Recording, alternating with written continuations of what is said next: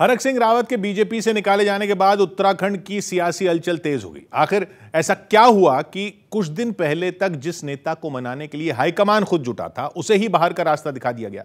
खबर है कि हरक सिंह रावत शुरू से ही बीजेपी सरकार से नाराज थे। पहले त्रिवेंद्र सिंह रावत के मुख्यमंत्री रहते हुए उन्हें अपने मंत्रालय पर ऐतराज था, और जब पुष्कर सिंह धामी मुख्यमंत्री बने तो भी उनकी नाराजगी बरकरार रही।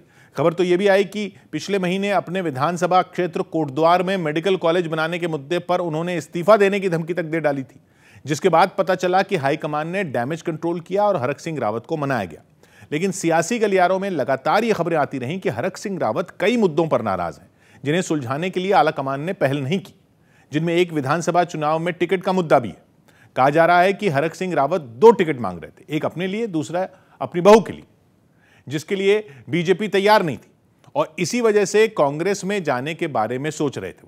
लेकिन उससे पहले ही उनसे मंत्री पद और बीजेपी की सदस्यता छिन गई, जिसके बाद उनके आंसू निकल आए।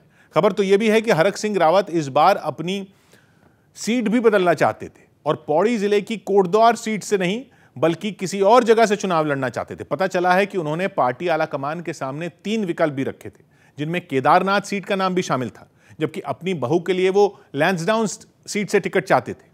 80 के दशक में सियासत में कदम रखने वाले हरक सिंह रावत ने 1984 में पहली बार बीजेपी के टिकट पर ही चुनाव लड़ा था, लेकिन वो हार गए थे, जिसके बाद वो 1991 में पौड़ी से लड़े और जीतकर विधानसभा पहुंचे, जिसके बाद वो कल्याण सिंह की सरकार में मंत्री भी बने। वो 1993 में फिर से पौड़ी से जीतकर विधायक बने, लेकिन 1996 में उन्होंने उत्तराखंड राज्य की मांग पर अपनी अलग पार्टी बना ली, जिसके बाद वो कुछ वक्त के लिए बीएसपी में रहे, लेकिन बाद में उन्होंने कांग्रेस का दामन थाम लिया। साल 2000 में जब उत्तराखंड राज्य बना तो हरक सिंह रावत वहां की सियासत में सक्रिय हो गए और उन्होंने लैंसडाउन सीट को अपनी कर्मभूमि बताया और वहां से जीत दर्ज करते रहे। कहा जा रहा है कि इस वजह से वो अपनी बहू के लिए उसी सीट से टिकट मांग रहे थे, ताकि उनकी पकड़ का उनकी बहू को फायदा मिले। वैसे 2012 में उन्होंने अपनी सीट बदल ली थी और रुद्रप्रयाग से कांग्रेस के टिकट पर चुनाव लड़ा और जीता था।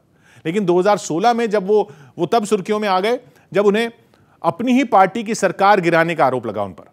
उत्तराखंड की सियासत की कुछ सबसे अहम तारीखों में एक है 18 मार्च 2016 की तारीख, वो तारीख जब उत्तराखंड विधानसभा के अंदर 9 विधायकों ने अपनी पार्टी से बगावत कर दी थी।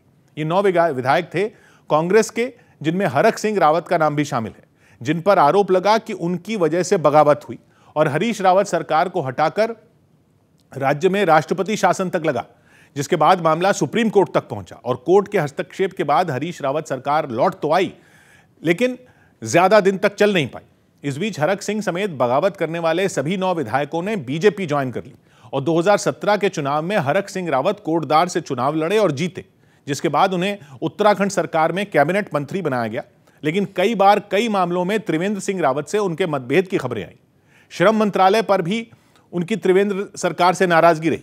पुष्कर सिंह धामी के आने के बाद भी सियासी खींचतान जारी रही।